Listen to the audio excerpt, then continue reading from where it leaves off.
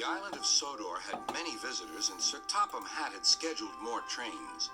Gordon, the big engine, had to work harder than ever before. "Come on," he called to the coaches. "Come on, come on, come on.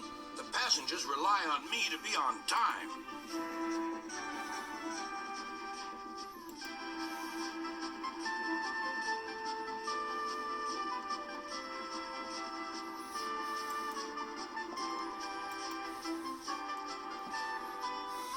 Whenever Gordon finished one journey, it was time for another to begin. "Never mind," he puffed. "I like a long run to stretch my wheels."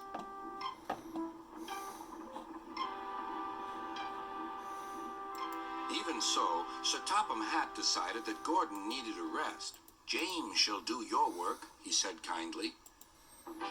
James was delighted. He liked to show off his smart red paint and was determined to be as fast as Gordon.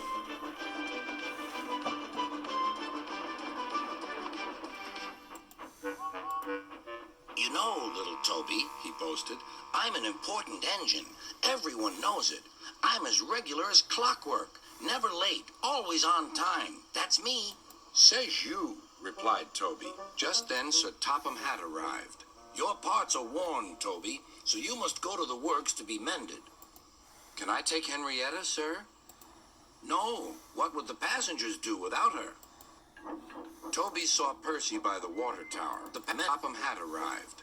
"Your parts are worn, Toby, so you must go to the works to be mended." "Can I take Henrietta, sir?" "No. What would the passengers do without her?" Toby saw Percy by the water tower. "Don't worry, Toby. I'll take care of Henrietta until you get back."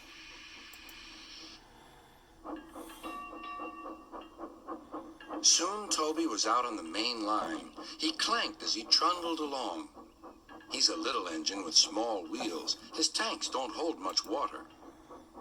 He had come a long way and began to feel thirsty. In the distance was a signal. "Good," he thought. "There's a station ahead. I can have a nice drink and a rest until James has passed." Toby was enjoying his drink when the signalman came up. He had never seen Toby before. Toby's driver tried to explain, but the new signalman wouldn't listen. "We must clear the line for James with the express. You'll have to get more water at the next station."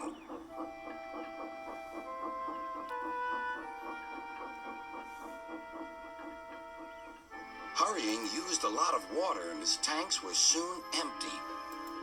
Poor Toby was out of steam and stranded on the main line. "We must warn James," said the fireman.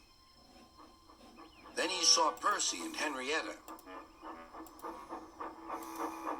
"Please, take me back to the station. It's an emergency." Henrietta hated leaving Toby.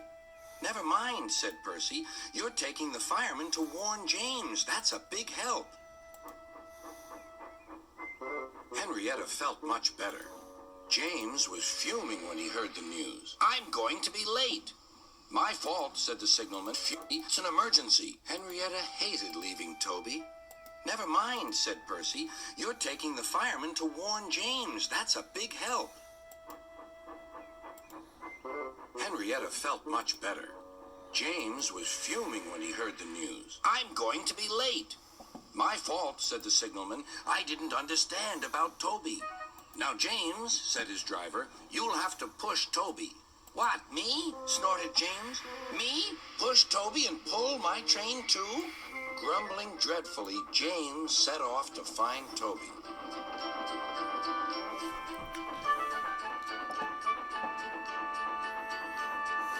He came up behind Toby and gave him a bump. "Get on, you!"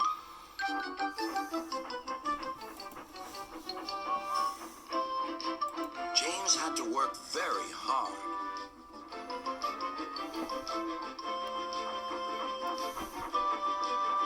When he reached the workstation, he felt exhausted. Some children were on the platform. When he reached the workstation, he felt exhausted. Some children were on the platform. When he reached the workstation, he felt exhausted. Some children were on the platform. Cool! The express is late, and it's got 2 engines. I think James couldn't pull it on his own, so Toby had to help him. Never mind, James, whispered Toby. They're only joking. Huh, said James. Toby just smiled.